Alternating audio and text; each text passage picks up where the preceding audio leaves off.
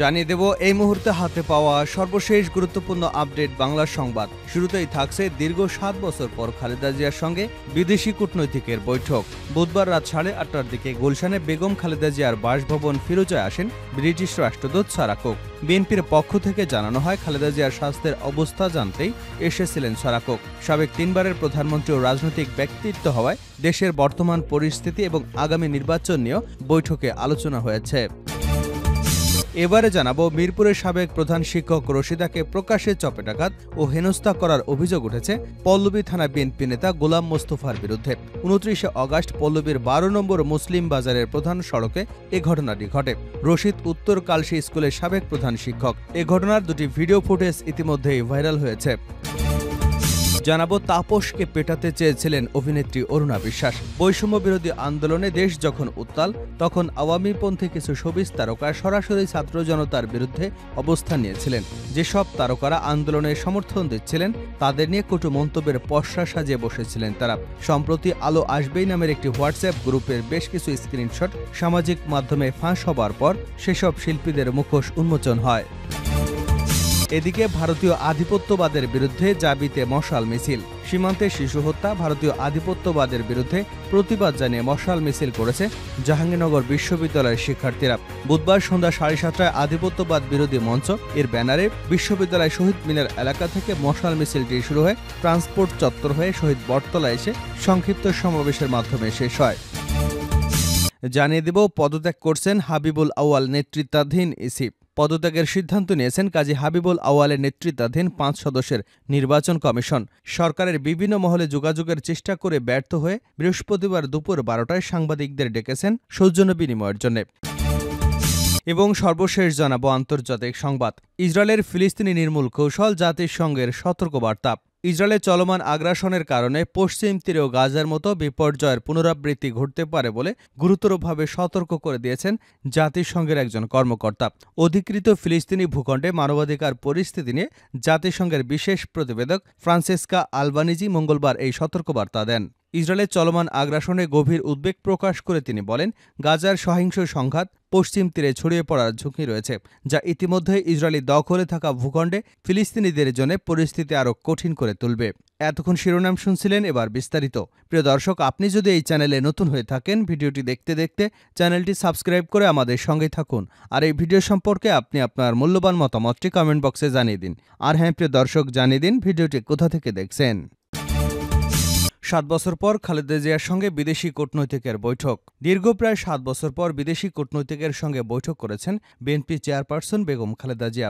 বুধবার রাত 8টার দিকে গুলশানে বেগম খালেদা জিয়ার বাসভবন ফিরোজায় আসেন ব্রিটিশ রাষ্ট্রদূত সারা কুক। বিএনপির পক্ষ থেকে জানানো হয়, খালেদা জিয়ার স্বাস্থ্যের অবস্থা জানতেই এসেছিলেন সারা কুক। সাবেক 3 বারের প্রধানমন্ত্রী ও রাজনৈতিক ব্যক্তিত্ব হওয়ায় দেশের বর্তমান পরিস্থিতি ও আগামী নির্বাচন নিয়ে বৈঠকে আলোচনা হয়েছে। বিএনপির একটি সূত্র বলছে, খালেদা জিয়ার উন্নত চিকিৎসার জন্য লন্ডনে যেতে পারেন, কারণ সেখানে তার বড় ছেলে বিএনপির ভারপ্রাপ্ত চেয়ারম্যান তারেক রহমানের পরিবার ও আরাফাত রহমান কোকোর পরিবার থাকেন।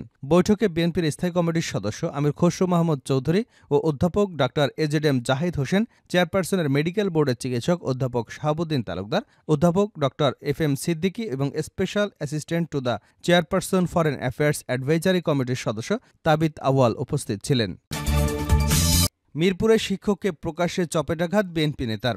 মিরপুরের সাবেক প্রধান শিক্ষক রশিদাকে প্রকাশ্যে চপেটাঘাত এবং হেনস্থা করার অভিযোগ উঠেছে পল্লবী থানা বিএনপি নেতা গোলাম মোস্তফার বিরুদ্ধে। 29 আগস্ট পল্লবীর 12 নম্বর মুসলিম বাজারের প্রধান সড়কে এ ঘটনাটি ঘটে।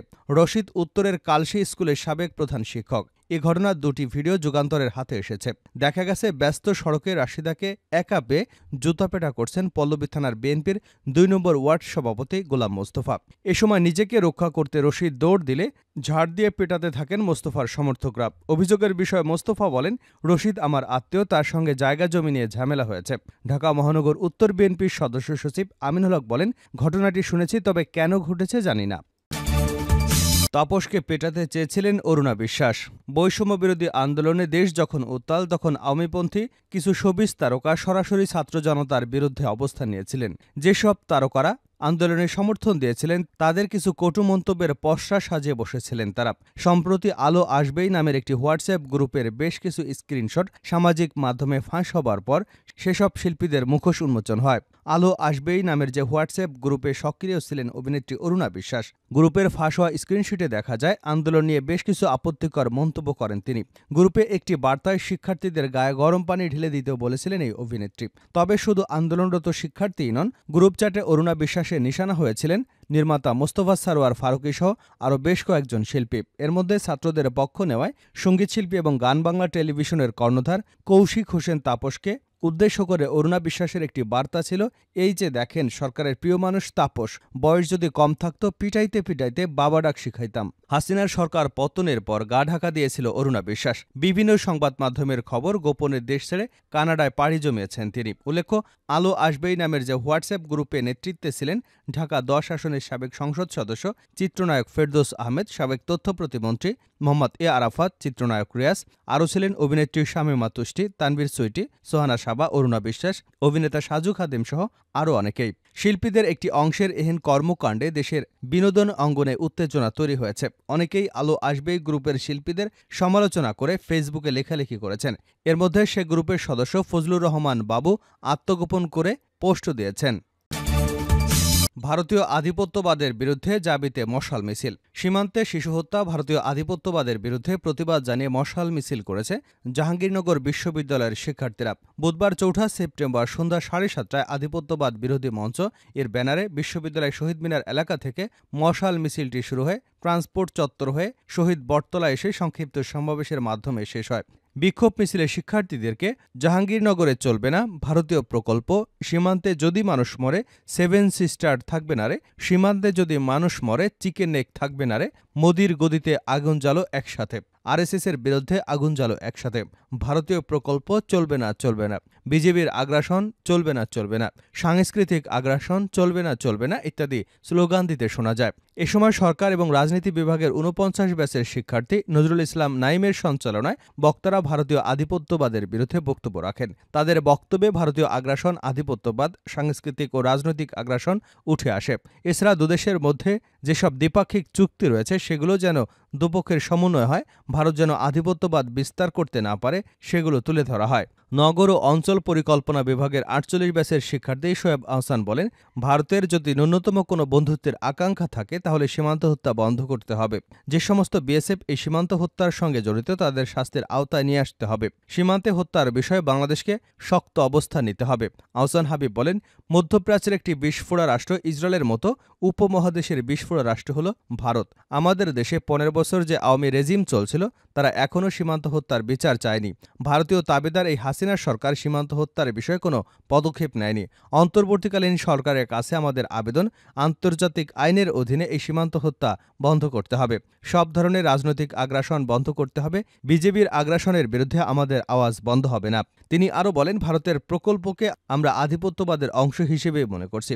ভারতের অধীনে কোনো প্রকল্প এই জাহাঙ্গীরনগরে চলতে দেওয়া হবে না। যদি বাংলাদেশ এবং ভারতের মধ্যে কোনো দ্বিপাক্ষিক চুক্তি করতে হয় তবে সেটা হতে হবে সমান সমান। শেষ করছে আন্তর্জাতিক সংবাদ দিয়ে ইসরায়েলের ফিলিস্তিনি নির্মূল কৌশল, জাতিসংঘের সতর্কবার্তা। ইসরায়েলের চলমান আগ্রাসনের কারণে পশ্চিম তীরেও গাজার মতো বিপর্যয়ের পুনরাবৃত্তি ঘটতে পারে বলে গুরুতরভাবে সতর্ক করে দিয়েছেন জাতিসংঘের একজন কর্মকর্তা।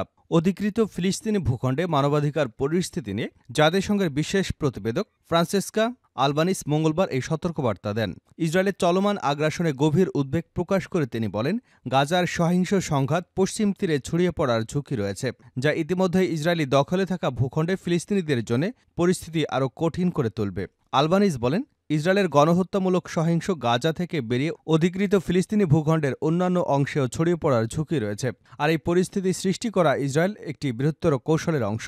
তিনি বলেন, দখলদার ও যুদ্ধবাজ ইসরায়েল একই সঙ্গে গাজা এবং পশ্চিম তীরকে লক্ষ্যবস্তু বানাচ্ছে, যা একটি সামগ্রিক নির্মূলকরণ, প্রতিস্থাপন এবং আঞ্চলিক সম্প্রসারণ প্রক্রিয়ার অংশ। এ বিষয়ে আন্তর্জাতিক সম্প্রদায়কে সতর্ক করে আলবানিস বলেন, এ বিষয়ে আন্তর্জাতিক সম্প্রদায় ইসরায়েলকে দীর্ঘদিন ধরে ছাড় দিয়ে আসছে, যার প্রেক্ষিতে ইসরায়েল অধিকৃত ভূখণ্ডকে ফিলিস্তিন মুক্ত করতে সক্ষম হয়েছে।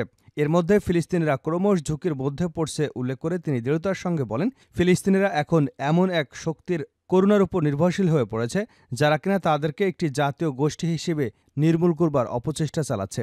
জাতিসংঘের এই কর্মকর্তা কথাগুলো এমন সময় বলেন যখন গাজা এবং পশ্চিম তীর উভয় স্থানেই ইসরায়েলি সহিংসতা বৃদ্ধি পেয়েছে।